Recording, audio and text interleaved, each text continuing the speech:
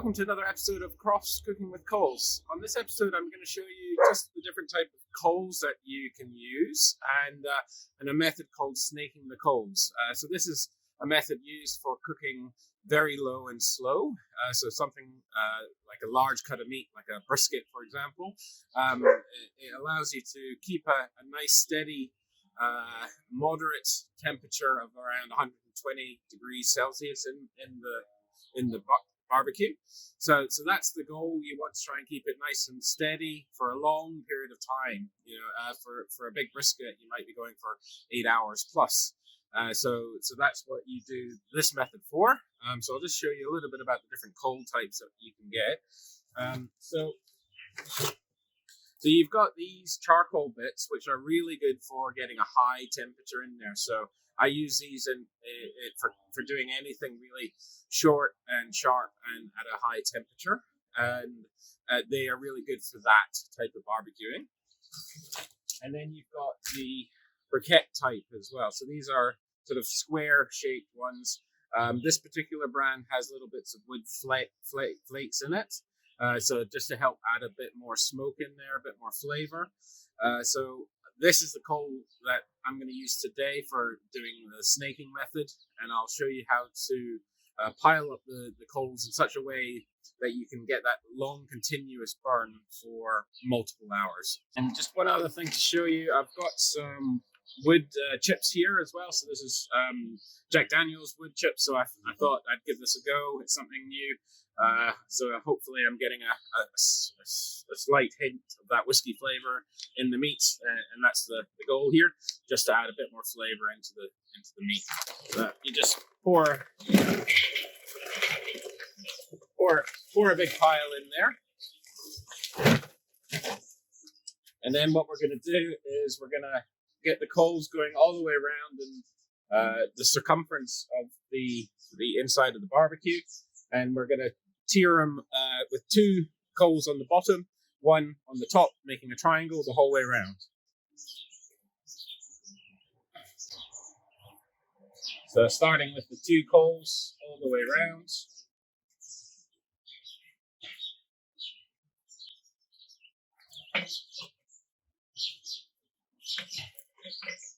So you just want to make sure that those coals are touching each other, and as long as they're doing that, they're going to fight.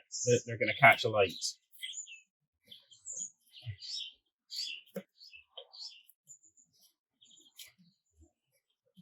So you might think it's a lot of work, but really it's saving you quite a bit of time in the long run, because you just leave this going for hours on end.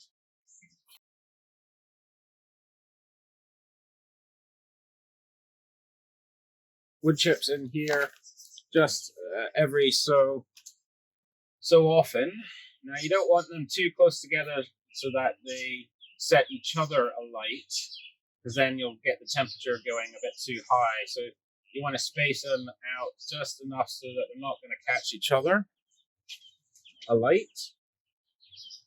So I'm just going to do a few wood flakes here and there, and you only need to go for probably about the first quarter to half of your coal length, because after that point the barbecue meat will get up to a certain temperature and you won't be getting any more smoke flavor into the meat after a certain point.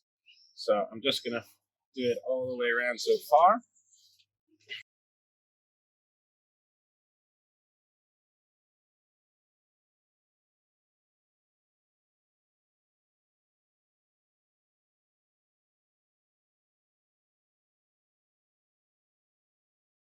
So that's probably about as far as I'll go with the wood chips.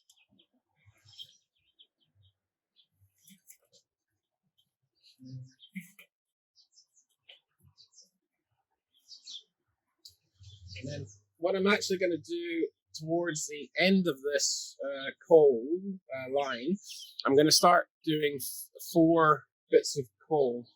So what happens is once a big cut of meat is in the barbecue, it reaches a certain point, a certain temperature inside, and it reaches a stall. And so basically the temperature will be climbing, and then it starts to level off in terms of rising temperature, sort of like an S shape in your temperature curve.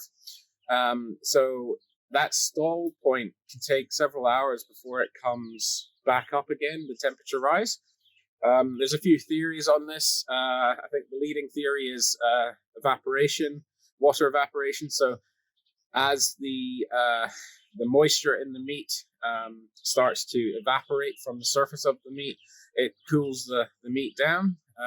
So you basically either have to ride through that period of time, which could be multiple hours if it's a big chunk of meat, or you can do a wrapping method. So you can wrap the meat in tin foil and put it back on the barbecue, and that will help to rise the temperature a bit quicker. But I thought I would try something on this cook, which is basically to try and then increase the temperature a little bit more at that point. So I'm estimating here where I think that point will be, and it's probably around about 3/4 of the current coal line.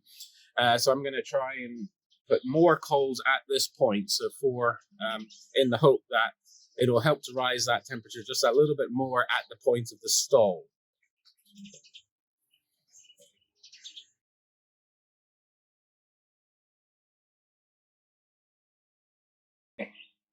Right, so that's the steak method. So the only other thing to do then is to get your chimney, put some coals in here, not too many, just enough just to get it going, really. Obviously, you don't want too much in there because you don't want it to go too hot at the beginning either. So I'll just put some firelighters under there, start about 1/4 of this bucket up with coals, and then you pour the coals at one end.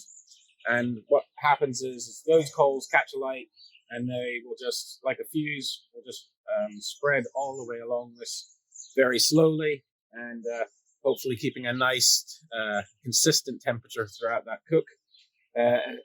So the smoke's going to come at the beginning and add that flavor into the meat.